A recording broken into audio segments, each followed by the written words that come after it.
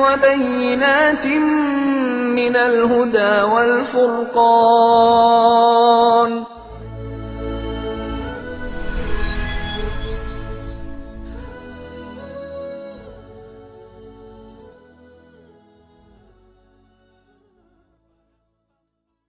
السلام علیکم ورحمۃ اللہ وبرکاتہ۔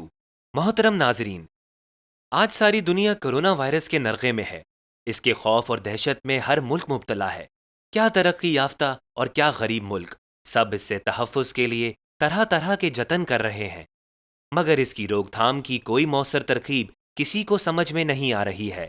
ہر ملک اس عظیم عالمی خطرے کے سامنے بے بس نظر آ رہا ہے، جس کے خوف سے آج کم و بیش ساری دنیا لاک ڈاؤن کا شکار ہے۔ ظاہر ہے کہ اس طرح کی وبا کا عالمی پیمانے پر پھیلنا انسانی تاریخ میں ایک غیر معمولی واقعہ ہے، جس کی نظیر انسانی تاریخ میں نہیں ملتی۔ کتب حدیث میں کم از کم 8 درجن احادیث موجود ہیں، جن میں کرونا وائرس کی عظیم ابتلا و آزمائش کا تذکرہ قیامت کی ایک بڑی علامت کے طور پر موجود ہے۔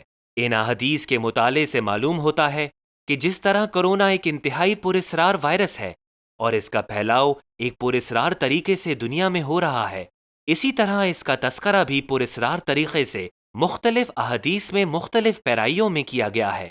جدید سائنسی تحقیقات کی روشنی میں ان تمام احادیث کی تطبیقی مطالعے کے بعد یہ تصویر واضح ہوتی ہے کہ نبی کریم صلی اللہ علیہ وآلہ وسلم نے قیامت کے قریب جس عظیم عالمی فتنے کی پیشن گوئی کی تھی، یہ وہی فتنہ ہے۔ احادیث میں نہ صرف اس فتنہ عظیم کے خد و خال بیان کیے گئے ہیں، بلکہ اس سے بچنے کی تراکیب بھی بیان کی گئی ہیں۔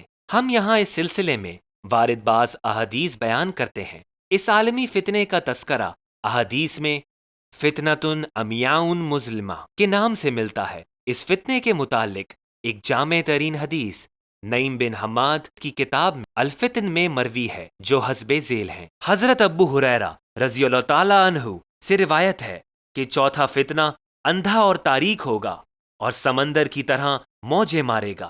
عرب و عجم میں کوئی گھر نہ بچے گا جس کو یہ ذلت و رسوائی اور خوف و دہشت سے نہ بھر دے۔ یہ ملک شام میں گھومتا پھرے گا، پورے عراق پر چھا جائے گا اور جزیرہ عرب کے ہاتھ اور پاؤں سب کو گھیر لے گا۔ اس فتنے میں لوگ بری طرح پھنس جائیں گے اور اتنی سخت پریشانی ہوگی کہ بھلائی کو برائی اور برائی کو بھلائی سمجھ لیا جائے گا، اور کوئی بھی نکیر کرتے ہوئے اوں بھی نہ کرے گا۔ اسے ایک طرف سے بند کریں گے تو دوسری طرف سے کھل جائے گا۔ اس میں صبح کو ایک شخص مومن رہے گا، لیکن شام کو کفر اختیار کر لے گا۔ مذکورہ بالا حدیث میں اس عظیم عالمی فتنے کے جو متعدد اہم اوصاف بیان کیے گئے ہیں وہ حسب ذیل ہیں۔ نمبر 1، اس فتنے کا سب سے اہم وصف یہ بیان کیا گیا ہے کہ یہ فتنہ کسی ایک یا چند ملکوں میں رونما نہیں ہوگا، بلکہ وہ عالمی ہوگا۔ یہ عرب و عجم ساری دنیا میں پھیل جائے گا، یہاں تک کہ دنیا کا کوئی گھر اس کی گرفت سے محفوظ نہیں رہے گا۔ لہٰذا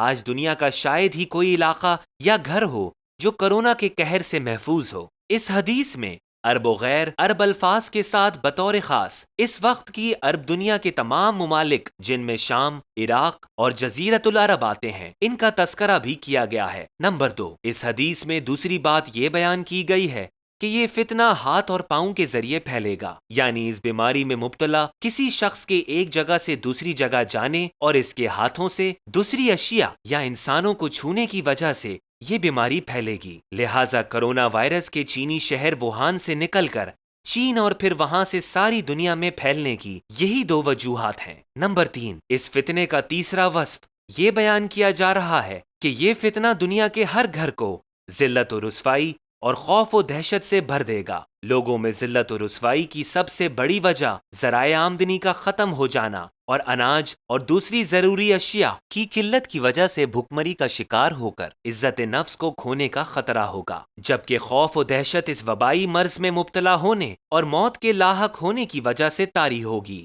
لہٰذا آج دنیا کے ہر ملک اور ہر خطے میں کرونا وائرس کی وجہ سے لوگوں کو ذلت و رسوائی اور خوف و دہشت کا خطرہ برابر درپیش ہے۔ نمبر 4، یہ فتنہ اس قدر سخت ہوگا کہ اس کے ظاہر ہونے کے بعد لوگوں پر حق اور باطل مشتبہ ہو کر رہ جائے گا اور لوگ سچ اور جھوٹ میں تمیز نہیں کر پائیں گے۔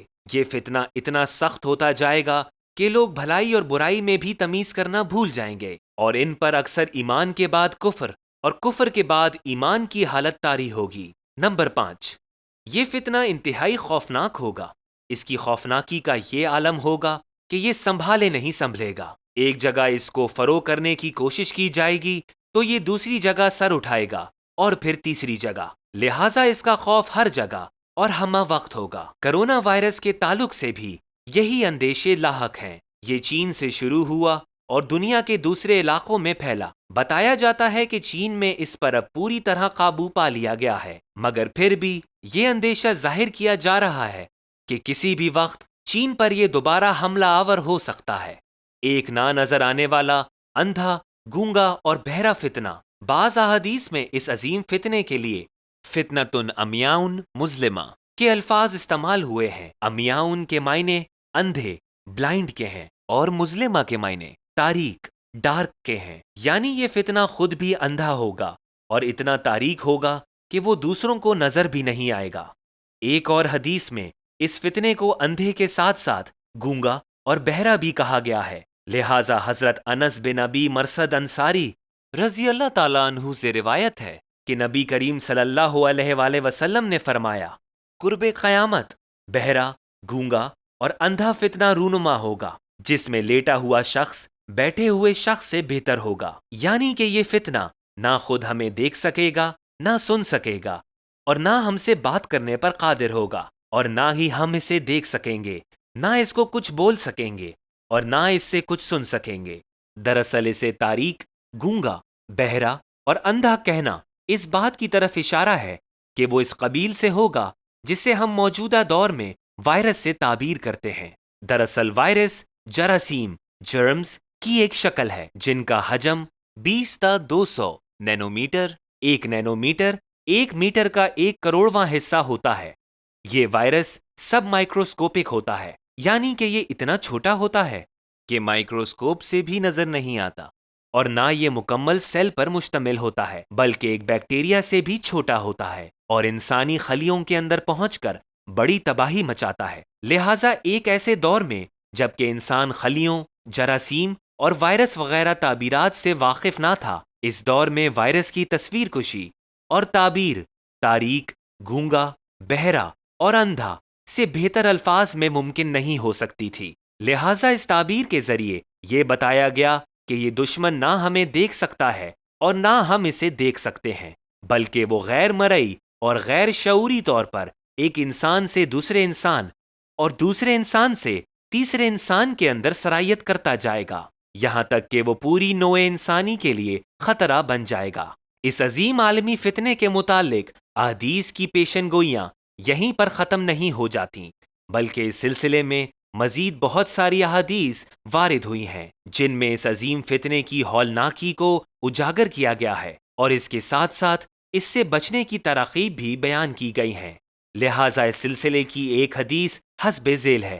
حضرت عبداللہ بن مسعود رضی اللہ تعالیٰ عنہ نے فرمایا، میں نے رسول اللہ صلی اللہ علیہ وآلہ وسلم سے سنا ہے کہ ایک فتنہ ہوگا، اس میں سونے والا پہلو کے بل لیٹنے والے سے بہتر ہوگا، اور اس میں لیٹنے والا بیٹھنے والے سے بہتر ہوگا، بیٹھنے والا کھڑے ہونے والے سے بہتر ہوگا، اور کھڑا ہونے والا چلنے والے سے بہتر ہوگا، اور چلنے والا دوڑنے والے سے بہتر ہوگا۔ راوی نے فرمایا، میں نے عرض کیا، یہ کب ہوگا اے اللہ کے رسول صلی اللہ علیہ وآلہ وسلم؟ آپ نے ارشاد فرمایا، یہ حرج کے ایام ہوں گے۔ میں نے عرض کیا، یہ ایام حرج کب ہوں گے؟ انہوں نے فرمایا، جب کسی آدمی کو اپنے ہمنشین سے امن نہیں ہوگا۔ حضرت عبداللہ نے فرمایا، میں نے عرض کیا، اگر میں یہ زمانہ پالوں تو آپ مجھے کیا حکم دیتے ہیں؟ آپ صلی اللہ علیہ وآلہ وسلم نے فرمایا، اپنے گھر میں داخل ہو جانا۔ میں نے عرض کیا، اگر کوئی میرے گھر میں داخل ہو جائے تو آپ کی کیا رائے ہے؟ ارشاد فرمایا کہ پھر تو اپنی کوٹھی میں گھس جانا۔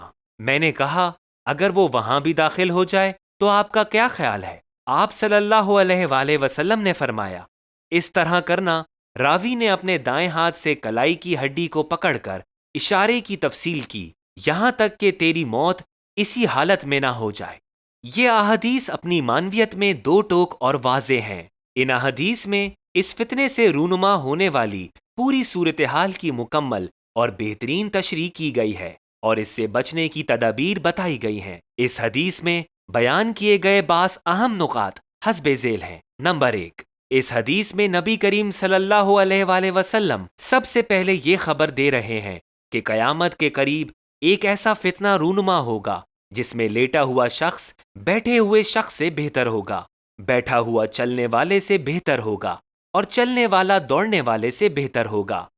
زبان رسالت صلی اللہ علیہ وآلہ وسلم سے نکلے ہوئے یہ الفاظ کس قدر خوبصورت انداز میں موجودہ کرونا وائرس کے خطرے کی تصویر کشی کر رہے ہیں۔ اس طرح کی تعبیر کے ذریعے ایک طرف اس فتنے کی خطرناکی کی سطح، ڈگری آف رسک کو بتانا مقصود ہے کہ وہ کون سی حالت میں زیادہ محفوظ رہے گا، تو دوسری طرف یہ بتانا بھی مقصود ہے کہ بوقت ضرورت کوئی شخص کم محفوظ صورت کو بھی اپنا سکتا ہے، مگر ایسی صورتحال میں اس کے لیے سب سے بہتر و افضل یہ ہے کہ وہ ایک جگہ سکونت اختیار کر لے۔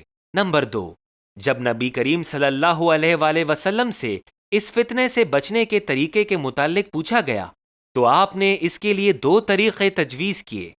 پہلا یہ کہ ہر انسان خود پر اور اپنے ہاتھوں پر قابو رکھے، لہٰذا یہ طریقہ کار کرونا وائرس کے تعلق سے انتہائی اہم اور معنی خیز ہے، کیونکہ کرونا وائرس کے پھیلاؤ کا سب سے اہم ذریعہ انسان کا ایک جگہ سے دوسری جگہ جانا اور اس کے ہاتھوں سے دوسرے انسانوں یا چیزوں کو چھونا ہے۔ لہٰذا اس وائرس سے متاثر شخص جہاں جہاں بھی جائے گا اور ہاتھ لگائے گا وہاں یہ وائرس پھیل جائے گا۔ اس سلسلے میں حدیث کا آخری فقرہ انتہائی اہم ہے، جس میں کہا گیا ہے کہ اگر کوئی دوسرا شخص اس کے گھر میں داخل ہو جائے تو اس سے بچنے کا واحد طریقہ یہ ہے کہ وہ آدمی اپنے ہاتھ باندھے کھڑے ہو جائے، یعنی اس سے مصافحہ تک نہ کرے۔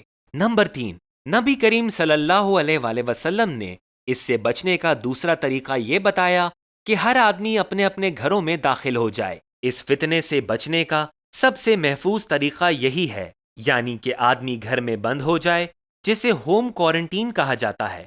بعض احادیث میں آتا ہے کہ اگر کسی آدمی کی کوئی جگہ ہے تو وہ اس جگہ چلا جائے، یا اگر کسی آدمی کے پاس صرف بھیڑ بکریاں ہوں تو وہیں چلا جائے، جس سے معلوم ہوتا ہے کہ انسان کو جہاں بھی زندگی گزارنے کا کچھ سامان میسر آ جائے وہیں اس کو خود پر قرنطینہ لاگو کر لینا چاہیے۔ ایک روایت میں آتا ہے کہ ایسے وقت میں انسان کو اپنے گھر کا تکیہ بن جانا چاہیے، یعنی جس طرح ایک تکیے کا مقام گھر میں آرام دہ جگہ ہوتی ہے، اسی طرح ہر انسان کو بھی تکیے کے مانند خود کو گھر کا عادی بنا لینا چاہیے تاکہ وہ اس عظیم فتنے سے بچ سکے۔ ہمارے اس پروگرام کی اگلی قسط ضرور ملاحظہ فرمائیں۔ ناظرین، اگر آپ کو یہ ویڈیو پسند آئے تو ہمارے چینل کو سبسکرائب کریں اور بیل آئیکن کو کلک کریں تاکہ ہماری اس طرح کی مزید ویڈیوز آپ تک پہنچتی رہیں۔ السلام علیکم ورحمۃ اللہ وبرکاتہ۔